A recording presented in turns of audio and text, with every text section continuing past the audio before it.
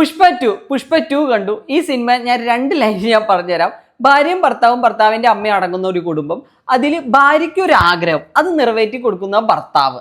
അത് നിറവേറുന്ന സമയത്ത് ഭർത്താവിന് നേരിടേണ്ടി വരുന്ന കുറെ പ്രശ്നങ്ങൾ, പിന്നെ അത് ജോലി സംബന്ധമായ പ്രശ്നങ്ങൾ, പിന്നെ അതുപോലെ തന്നെ ഫാമിലി പരമായ പ്രശ്നങ്ങൾ, ഇതൊക്കെയാണ് പുഷ്പ എന്ന് പറഞ്ഞത്. അല്ലാതെ നമ്മൾ ട്രെയിലറിൽ കണ്ട ഒന്നുമില്ല. ഞാനൊരു ഒരു ടീച്ചറിലും കണ്ടിട്ടുണ്ട്.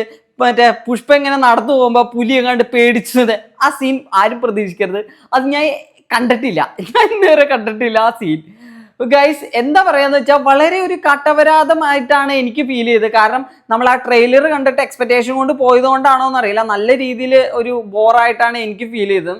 നമ്മൾ ആ ട്രെയിലറിൽ തന്നെ എന്താ പറയുക, ഒരു ബാസ് ബീജിയമും എല്ലാം കയറ്റി പൊലിപ്പിച്ചിട്ടാണ്. പിന്നെ ട്രെയിലർ എന്ന് പറഞ്ഞാൽ അങ്ങനെയാണ്, പക്ഷെ എന്നാലും നമ്മൾ കുറെ പ്രതീക്ഷിച്ചു. KGF ഡയറക്ടർ ആരോ പറഞ്ഞത് ഞാൻ ഓർക്കുന്നുണ്ട്, KGF വലിയ രീതിയിലാണ് പുഷ്പ എടുത്തത്. പിന്നെ അതുപോലെ തന്നെ പുഷ്പ ആദ്യം ഇഷ്ടപ്പെടാഞ്ഞിട്ട് അത് കഴിഞ്ഞിട്ട് ഒന്നും കൂടി റീഷൂട്ട് ചെയ്തു. ഈ റീഷൂട്ട് ചെയ്ത സാധനങ്ങൾ ഇതിൽ ആഡ് ചെയ്തിട്ടുണ്ടോയെന്ന് എനിക്ക് തന്നെ ഡൗട്ട് ഉണ്ട്. കാരണം അത്ര ഇച്ചിരി ബോറായിരുന്നു. നമ്മൾ ആ വലിയ രീതിയിൽ ആ മാസ് ഇടിയും അതൊന്നും പ്രതീക്ഷിക്കരുത്. ആ സെക്കൻഡ് ഹാഫിന്റെ ലാസ്റ്റ് ഒരു ഇടി ഉണ്ട്, അത് നല്ല ഇടിയാണ്, ഫൈറ്റ് സീൻ സെറ്റപ്പ് ആണ്. പക്ഷെ അതിൽ കുറച്ച് എനിക്ക് ദഹിക്കാത്ത ഒരു സീൻ ഉണ്ടായിരുന്നു. അത് ഞാൻ പറഞ്ഞ ചിലപ്പോൾ സ്പോയിലർ ആയിപ്പോവും. പിന്നെ ഫാത്ത് ഫാസിൽ ഇപ്പോഴും ആ ഷമ്മി ടച്ച് വിട്ടിട്ടില്ല എന്നാണ് എനിക്ക് തോന്നുന്നത്. കാരണം ഇപ്പൊ ഈ സിനിമ പുഷ്പ വന്നതിനേക്കാളും സെക്കൻഡിൽ കുറച്ച് ആ ഷമ്മിത്തരോ ഇല്ലേ, ഒരു സൈക്കോ ഒരു അങ്ങനത്തെ ഒരു സംഭവം, ആ സംഭവം കുറെ ഇച്ചിരി വലിച്ചു വാരി ഇച്ചിരി കൂടുതലാക്കി ഇട്ടുണ്ടെന്ന് തോന്നുന്നു. ഇച്ചിരി ശോകമായിരുന്നു.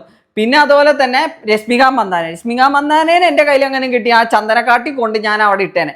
കാരണം ഗൈസ്, രശ്മിക മന്ദാന ഇച്ചിരി ഓവറായിട്ട് മെഴുകണ പോലെ എനിക്ക് ഇച്ചിരി ഫീൽ ചെയ്തു. എനിക്ക് തോന്നിയതാണോ എന്നറിയില്ല.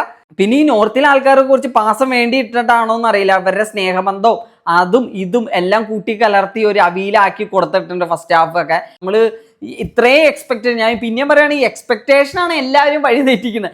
അല്ലാതെ പോയി കാണുകയാണെങ്കിൽ സിമ്പിൾ ആയിട്ടുള്ള ഒരു നല്ലൊരു വൺ ടൈം വാച്ചബിൾ മൂവി ആയിട്ടാണ് എനിക്ക് പേഴ്സണലി ഫീൽ ചെയ്തത്. നമ്മൾ ഈ എക്സ്പെക്ടേഷൻ കൊണ്ട് പോകുമ്പോഴാണ് നമുക്ക് എല്ലാം അപരാധോ നമുക്ക് തോന്നണത്. കാരണം നിങ്ങൾക്ക് അറിയാലോ, ആ പുഷ്പ 1 ട്രെയിലറൊക്കെ ഞാൻ 4 മണിക്ക് പോയത് അതുകൊണ്ട് തന്നെയാണ്, അല്ലെങ്കിൽ ഞാൻ ഒരിക്കലും 4 മണിക്ക് പോകൂല. അപ്പൊ ഗൈസ്, എനിക്ക് നിങ്ങളോട് പറയാനുള്ളത്, ട്രെയിലർ കണ്ടിട്ട് നിങ്ങൾ ആ ഒരു ഇതിൽ പോകരുത്, ഒരിക്കലും പോകരുത്.